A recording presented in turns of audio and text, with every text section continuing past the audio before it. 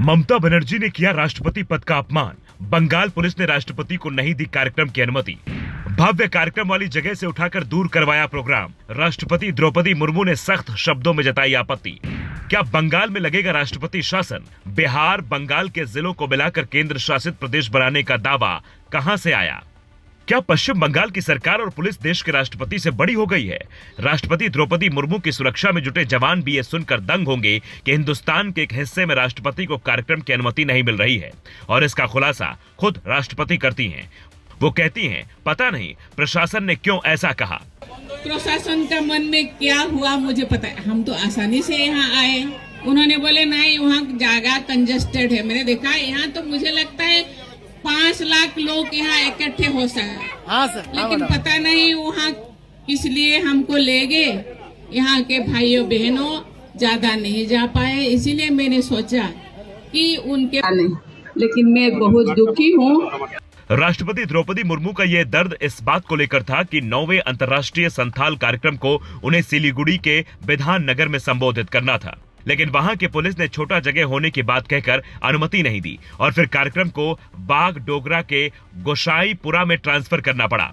और हद तो तब हो गई जब राष्ट्रपति द्रौपदी मुर्मू के कार्यक्रम में सीएम ममता बनर्जी नहीं पहुंची, जबकि राष्ट्रपति के कार्यक्रम में अक्सर वहां के मुख्यमंत्री नजर आते हैं। इस बात पर भी राष्ट्रपति द्रौपदी मुर्मू ने आपत्ति जताई, लेकिन साथ में यह भी कहा, मैं बंगाल की बेटी हूं, फिर भी मुझे यहां आने की अनुमति नहीं है। ममता मेरी छोटी बहन जैसी हैं। पता नहीं, शायद वो मुझसे नाराज हैं, इसलिए मुझे कार्यक्रम में भाग लेने के लिए वहां यानी गोसाईपुर जाना पड़ा।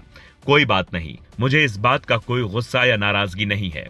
जबकि नियम के मुताबिक राष्ट्रपति की अगवानी ममता बनर्जी को करनी चाहिए थी और उन्हें राष्ट्रपति के साथ होना चाहिए था, जिसे लेकर बीजेपी ने ममता पर राष्ट्रपति के अपमान का आरोप लगाया है। हालांकि ममता बनर्जी का कहना है, राष्ट्रपति का सम्मान करती हूं, लेकिन कोई 50 बार आए तो हर कार्यक्रम में शामिल होना मुमकिन नहीं है।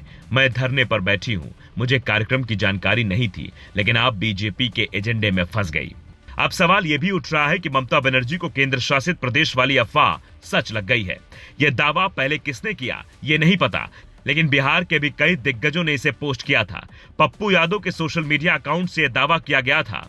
पश्चिम बंगाल में राष्ट्रपति शासन लागू कर बिहार विधानसभा से प्रस्ताव पारित करवाकर सीमांचल और मालदा, मुर्शिदाबाद, रायगंज, दिनाजपुर आदि जिलों को मिलाकर एक केंद्र शासित प्रदेश बनाने का खेल बीजेपी करने वाली है। नीतीश जी को हटाने और लेफ्टिनेंट जनरल राज्यपाल लाने के पीछे यही खेल है। दरअसल पप्पू यादव ने यह दावा बिहार के राज्यपाल मोहम्मद आरिफ खान को हटाकर वीके सक्सेना को बनाए जाने के बाद किया था।